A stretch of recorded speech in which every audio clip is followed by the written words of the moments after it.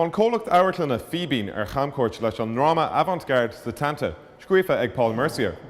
Is an just the lyric theatre atá sé áléirú acu do winter bhéal fersta. Tá chun búla le cuid den ar an taobh hiirde, chun níos mó a álamach faoi.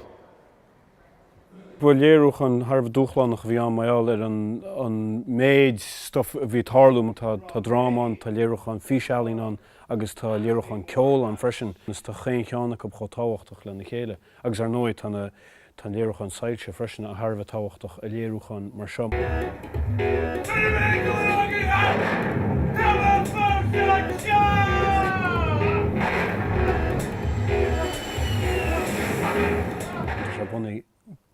Go cinál garú an scéal Sétanta-H264 MOV an scéal sin faoi díristeach ar Sétanta cé bhí mar chuine. Tá sé déile stoi le cé gur sé an scéal an seanscéal mitasólach na héireann gúil sé seo is rud damda seo, scéal damda seo caintear na rudí tá tarlú an chuí tá cuacht ag rialtas agus ag áram ar na daoine agus an cuacht sin tá sé de ghearra agus aidíach na daoine a naid sin. Tá muid dochlíte. Tá glindar ar gríthe mar tá muid ré chun an íbert dhearra a dhéanamh.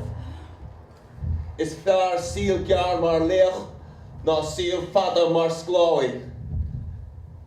An wacha abó.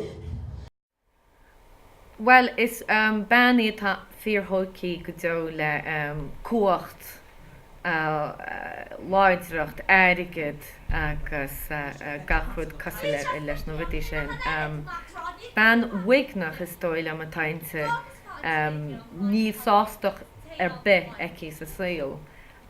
Is dóir ar a level sin is ban sais trúbhéileach í ach tú bhrí gohfuil arad ceannaice a gcuacht agus a lehéide tá sí fíorchontarteach chomá.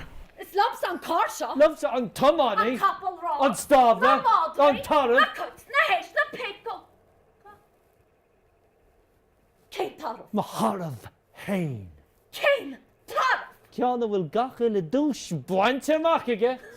Shepherd.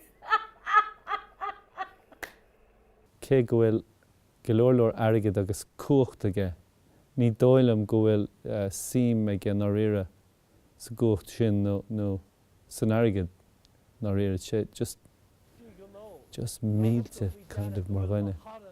Tá cinál casa sa scéal i rihan ráig sin tuigeann siad go bhfuil sé chríochna atar agus go bhfuil rud níos measa nó níos grána. Tá sé éire trid gan a bheith géire a bheith le chéile níos mú. Tá brise, tá on brise sa ráig sin.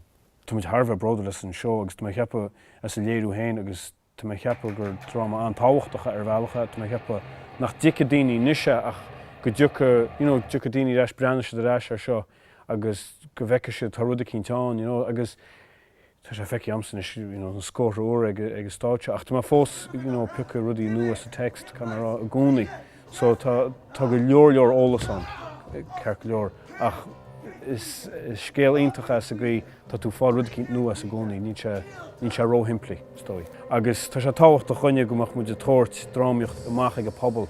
Léirúcháin ilmheannach nua amsúra is a Sétanta a thug an espras faoi leat an lucht féiceanna. Agus is léir go bhfuil Phoebín ag brathnú contosaí le céirt na dráilmíochta státe.